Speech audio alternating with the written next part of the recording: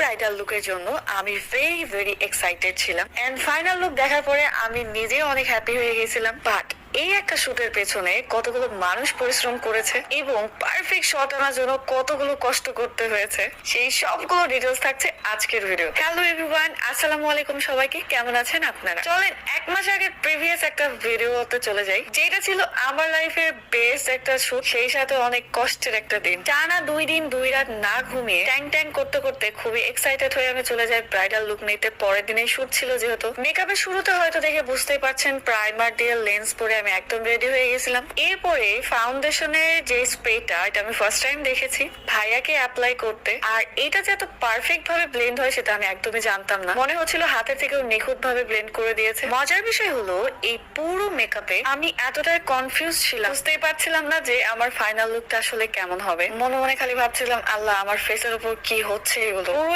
অদ্ভুত বিদঘুটে লাগছিল আমাকে। গাইস ট্রাস্ট মি, আমার তো ফুটেজ নিতেই ভয় লাগছিল। মাঝে মধ্যে একটু করে নিজেকে দেখছিলাম আর ভয় পাচ্ছিলাম। বাট নিলয় ভাইয়ের উপর ফুল ট্রাস্ট ছিল, কারণ পরিমণি আপু, দিঘি, সেই সাথে আরো অনেক বড় বড় সেলিব্রিটিদের মেকআপ আমি এখানেই রেখেছি। নিলয় ভাইয়ের কাজ নিয়ে তো কোনো কমপ্লেন নাই, কিন্তু নিজের চেহারার উপর তো আছে ভাই। মাই গরিব চেহারাকে এত সুন্দর করতে উনি যে কতটা পরিশ্রম করেছে সেটাই ভাবছিলাম। And finally makeup done. So আমার ফেসে এত সুন্দর মেকআপ করে দিয়েছে ইশাম, নিলয়স মেকওভার সেলুন। নিলয় ভাইয়ার ফেসবুক পেজটা আমার আইডিতে মেনশন করা থাকবে, আপনারা দেখে নিতে পারেন উনি কত সুন্দর সুন্দর মেকআপ করে। আমি ওনার কাছে মেকআপ করতে পেরে খুবই লাকি, আমার খুবই ভালো লাগছিল, তবে খুবই টায়ার্ড লাগছিল, কারণ গাইজ আমি 2 রাত ঘুমাইনি।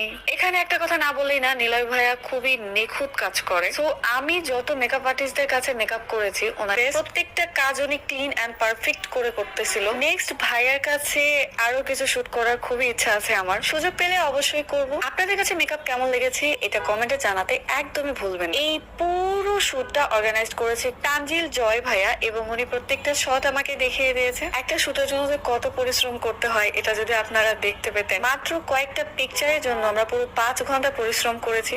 ভাইয়ারের সাথে যত কাজ করেছি ততই শিখেছি। খুব সুন্দর করে এক একটা কাজ উনি বুঝিয়ে দিয়েছে। বাই দ্য ওয়ে, আপনারা অনেকে আমার এই জুয়েলারি গুলো খুবই পছন্দ করেছেন। তো আমার all ornaments from Shambi's Facebook page, আপনাদের সুবিধার্থে সবগুলো পেজই আমি ক্যাপশনে দিয়ে দেবো। আমার সব থেকে পছন্দের হলো এই লেহেঙ্গা। একটা বিয়েতে পারফেক্ট লাল টুকটুকে বউ হতে এই লেহেঙ্গাই যথেষ্ট।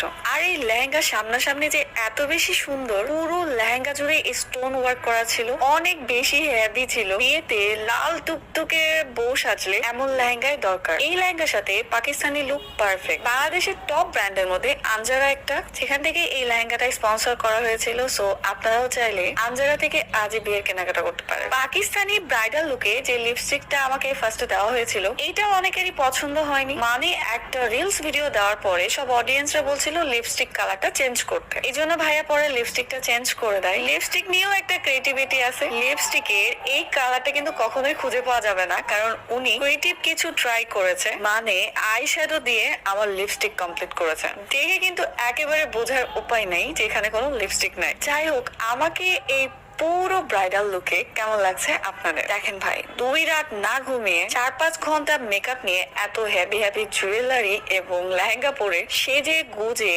পোজ নিয়ে জাস্ট কয়েকটা পিকচার তুলেছি। এইটাতে অনেকেরই অপছন্দ হতে পারে, আমি খুবই রেসপেক্ট করি। বাট কোন মানুষের গায়ের রং নিয়ে, চেহারা নিয়ে, আকার আকৃতি নিয়ে কখনো কাউকে ছোট করে কথা বলবেন না। একজন মেকআপ আর্টিস্ট সর্বোচ্চ দিয়ে উনি ওনার বেস্ট ট্রাই করে, একটা মডেলকে বেস্ট লুক দেওয়ার ট্রাই করে, প্রতিটা কাজই কষ্টে। তাই আমার মনে হয় মেকআপ আর্টিস্টদের আরো বেশি করে উৎসাহিত করা উচিত। যাই হোক, প্রতিটা কাজে উৎসাহিত করবেন, কষ্ট দিয়ে না কথা বলে ভুলগুলো ধরিয়ে দেবেন। ভিডিওটা কেমন হয়েছে কমেন্টে জানাতে অবশ্যই ভুলবেন না। সবাই ভালো থাকবেন, সুস্থ থাকবেন, আল্লাহ হাফেজ।